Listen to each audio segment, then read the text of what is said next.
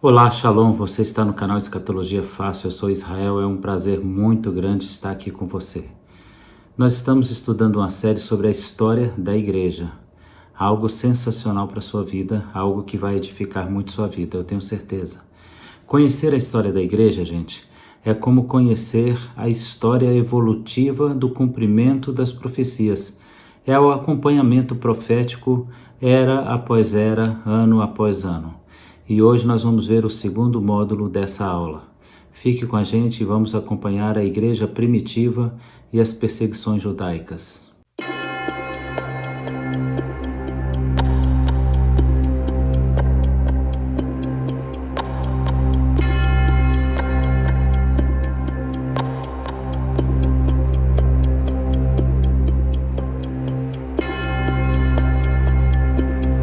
Então vamos começar o estudo dessa segunda etapa da história da igreja. Nós vamos estudar a igreja primitiva, a era das perseguições judaicas. E vamos estudar começando lendo capítulo 7 do livro de Atos dos Apóstolos, que vai relatar um personagem que vai se destacar lá na frente. Vocês vão ver como ele é importante na história da igreja, que é o apóstolo Paulo, que aparece aqui como Saulo, e que ele está consentindo com a morte de um diácono, Estevão, um homem que se destacou pelo seu grande conhecimento e aplicabilidade à Bíblia, a sua vida cristã devota ao Senhor, devotada a Deus, bem como sua vida espiritual inquestionável. Diz assim a palavra do Senhor em Atos dos Apóstolos, no capítulo de número 7, a respeito da morte de Estevão. Apedrejaram a Estevão, que em vocação dizia: Senhor Jesus, recebe o meu espírito.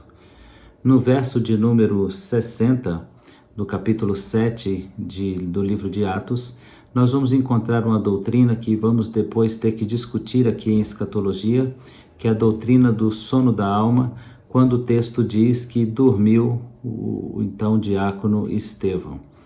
Mas o que aparece aqui que é exponencial para nós é o capítulo 8, que ele é muito importante no versículo 1. Mas também Saulo consentiu na morte dele e fez aquele dia uma grande perseguição contra a igreja que estava em Jerusalém, e todos foram dispersos pelas terras da Judéia e Samaria, exceto os apóstolos.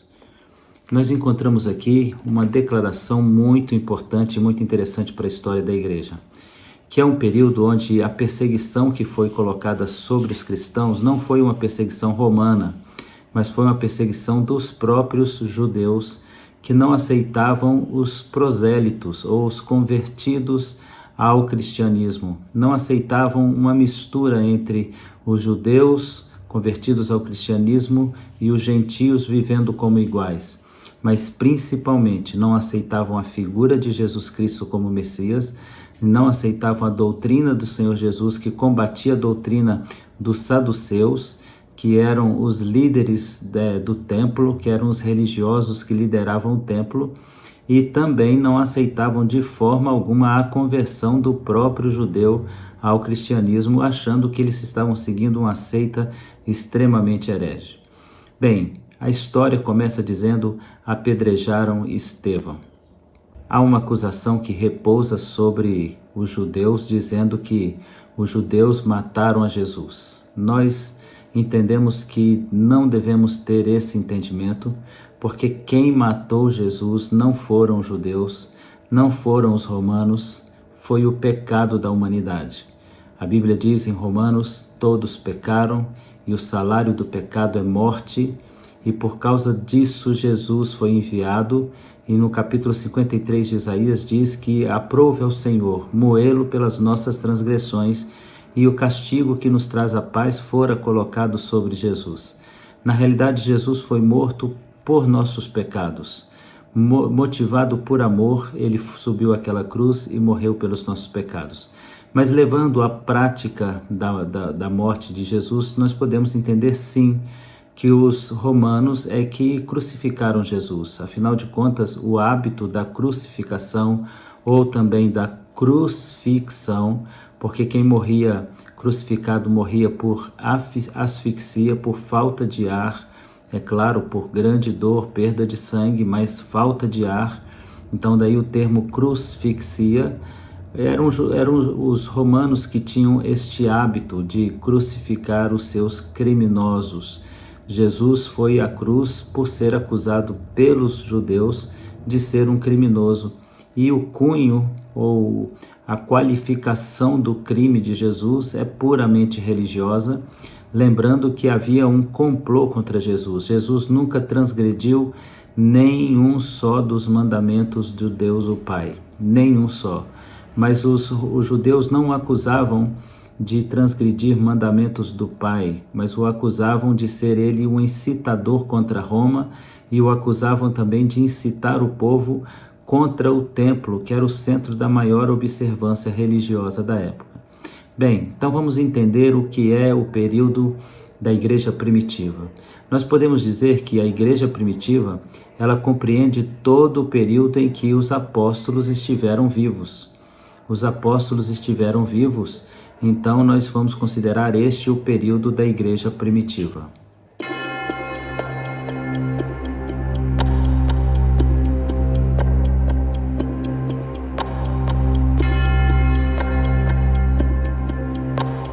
Se nós formos estabelecer um período de tempo em que a igreja é primitiva, nós poderíamos dizer que a igreja é primitiva durante todo o primeiro século da igreja.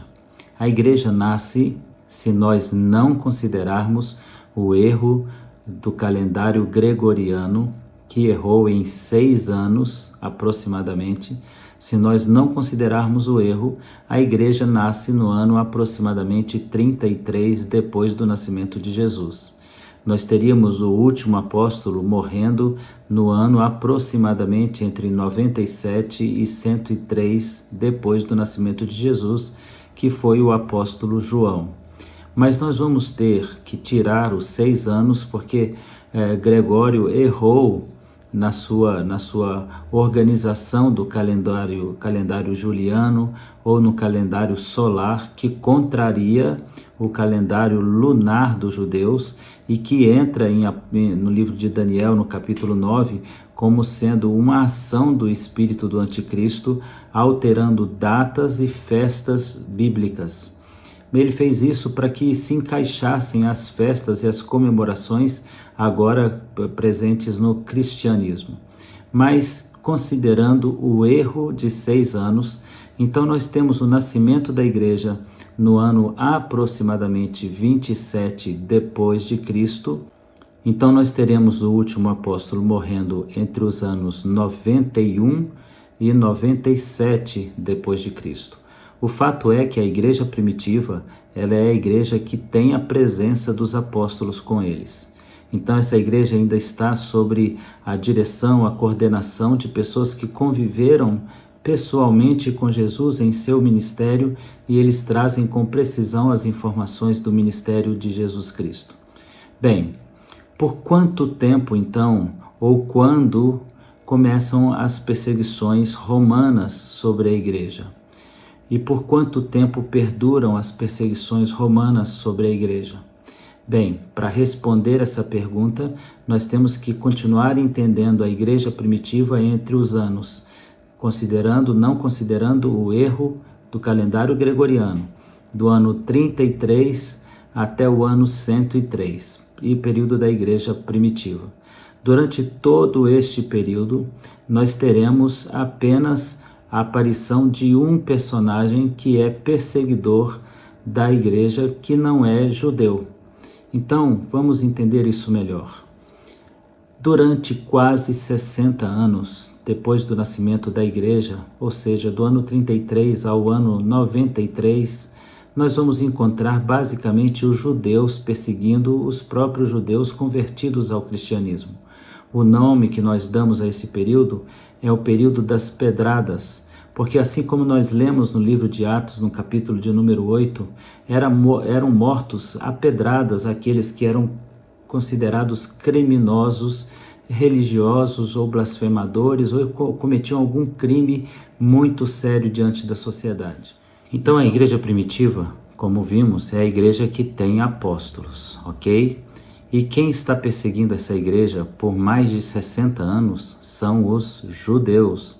Eles estão perseguindo aqueles que se converteram ao então chamado grupo dos seguidores do caminho, porque era assim que eram denominados os seguidores de Jesus Cristo, e eles eram mortos por ordem do Sinédrio, por autorização do Sinédrio, sobre o governo, a liderança de algum desses personagens que estavam sob o comando do Sinédrio, um suposto general, ou comandante do templo, ou um soldado renomado, ou um político importante enviado, como foi o caso do apóstolo Paulo, que era um político importante enviado com ordens para matar e prender aqueles que seguiam o caminho de Jesus Cristo.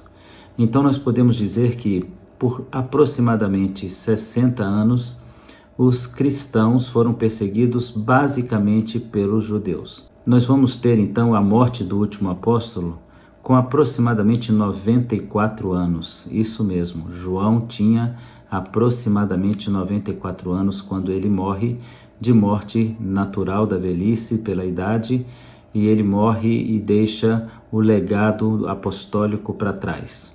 Daí então, todos os novos participantes da igreja que vão liderar a igreja são chamados de pais apostólicos, que são aqueles indivíduos que vão herdar o patriarcado dos líderes da igreja, mas serão eles também os responsáveis agora por dar explicações e até escritas sobre a fé em Jesus Cristo de Nazaré.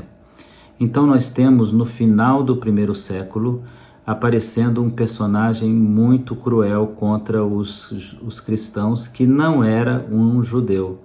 E essa figura é Nero, o imperador Nero, que vai levantar uma grande perseguição contra os cristãos em razão de supostos boatos que circulavam no Império Romano. Primeiro boato de que os cristãos eles eram devoradores de carne humana e basicamente de crianças. Isso se dá pela palavra do próprio Jesus Cristo. Este pão verdadeiramente é meu corpo e este cálice verdadeiramente é meu sangue. Então nós vamos encontrar aí os romanos, os gentios acusando os cristãos de comerem carne de criança, matarem criança e beberem o seu sangue. Isso é terrível, porque a igreja se reunia de forma secreta para fugir da morte. Era considerada então uma seita secreta. E quando as coisas são secretas, há boatos mesmo que circulam com respeito a estes grupos. Mas então começa-se também uma outra razão. Eles são acusados de sedição, porque eles estão pregando um outro reino que não é o reino romano. E isso provoca sobremodo alguns imperadores. Inicia-se então, perto do final do primeiro século, depois do nascimento de Jesus Cristo, a perseguição de um imperador extremamente cruel chamado Nero, o imperador Nero. Mas como isso se encaixa nas questões proféticas? Qual é a importância de eu saber o nascimento da igreja, o surgimento da igreja e como termina a primeira fase da igreja, chamada igreja primitiva, que tem os apóstolos? O que isso importa? Vamos ver isso então agora?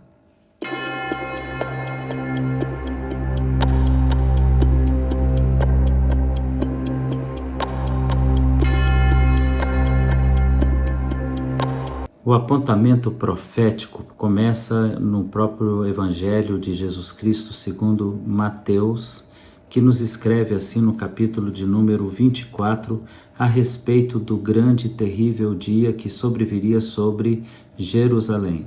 Esse dia ocorreu no ano 70 depois de Cristo, quando o imperador, ainda não perseguidor da igreja, ele destrói o templo, que é o imperador Tito.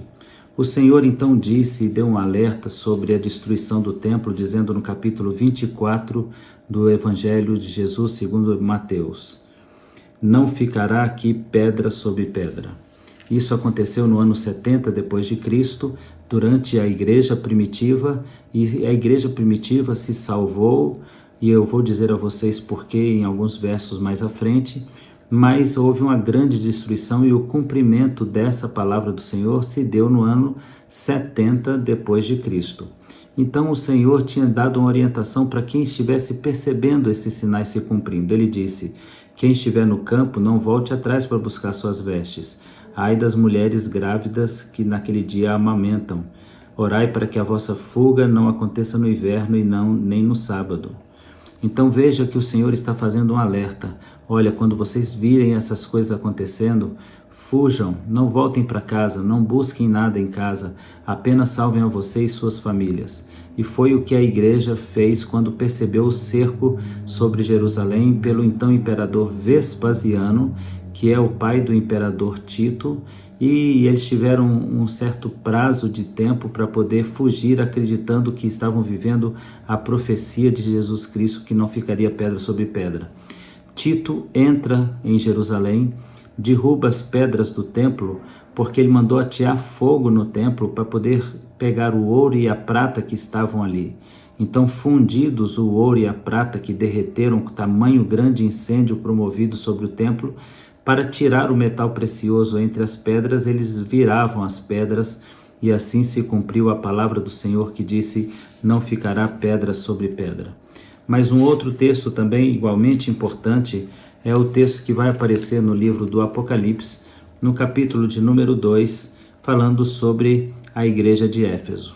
Bem, mas não é Éfeso, é Éfeso, e nós estamos falando do período da igreja primitiva, e o que vai ser dito aqui agora nos relata que somente na era da igreja primitiva nós encontraremos a figura dos apóstolos. É exatamente isso, somente na era da igreja primitiva encontraremos a figura dos apóstolos. Não mais encontraremos em nenhuma outra das eras da igreja. E diz assim...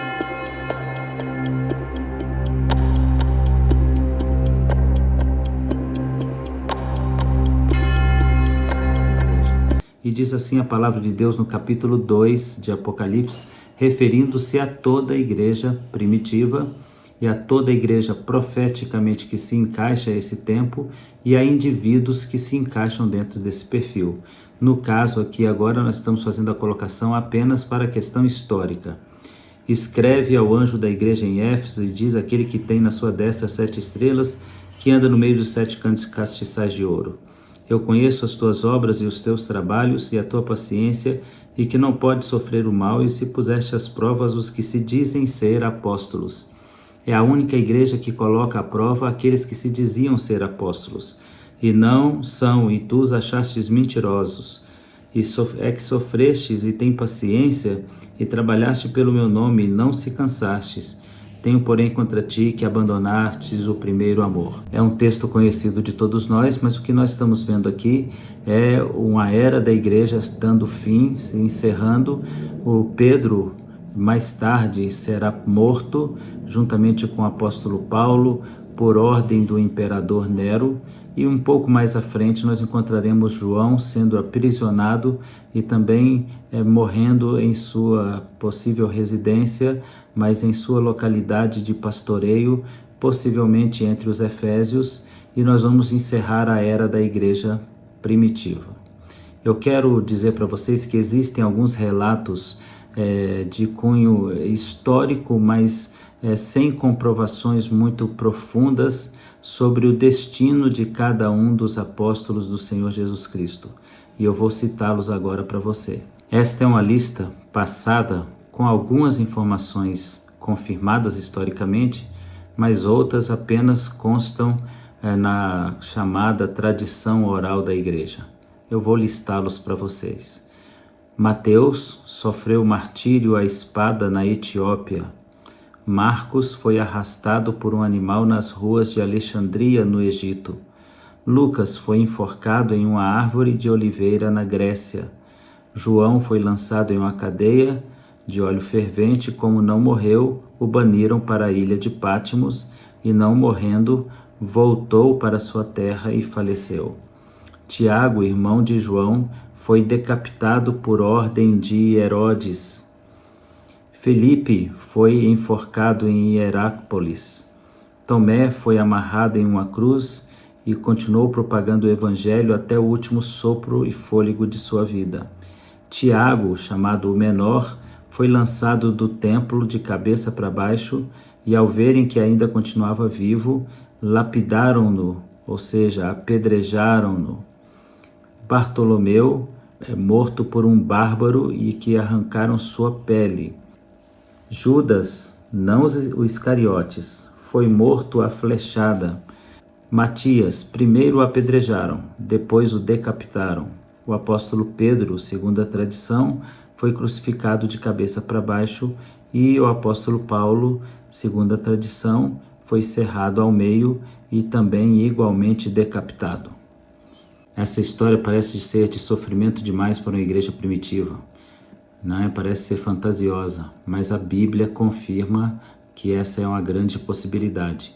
No livro de Hebreus, no capítulo de número 11, a partir do verso de número 33, fala um pouco sobre aqueles que creram no Senhor, os quais pela fé venceram reinos, praticaram justiça, alcançaram promessas, fecharam a boca de leões, apagaram a força do fogo, escaparam o fio da espada, da fraqueza tiraram força, na batalha se esforçaram, puseram em fuga os exércitos estranhos, as mulheres receberam ressurreição pelos seus mortos, uns foram torturados, não aceitando seu livramento, para alcançarem melhor ressurreição, outros experimentaram escárnio, açoite, até cadeias e prisões, foram apedrejados, cerrados, tentados, mortos ao fio da espada e sofreram investida, andaram vestidos de pele de ovelha e de cabras, desamparados, aflitos e maltratados, dos quais o mundo não era digno, errante pelos desertos, pelos montes, pelas covas e cavernas, todos estes tendo testemunho pela fé, dos quais o mundo não era digno, errante pelos desertos, montes e pelas covas e cavernas da terra. Então nós vamos encontrar a possibilidade bem forte de que todos os da igreja primitiva morreram de maneira trágica, perseguidos primeiro pelos judeus na era chamada Era das Pedradas, porque era assim que eles matavam os acusados de serem seguidores de Jesus Cristo. E ao término desse período da perseguição dos judeus, inicia-se a perseguição dos imperadores romanos. E isso nós vamos falar na próxima aula e como isso se encaixa às profecias escatológicas.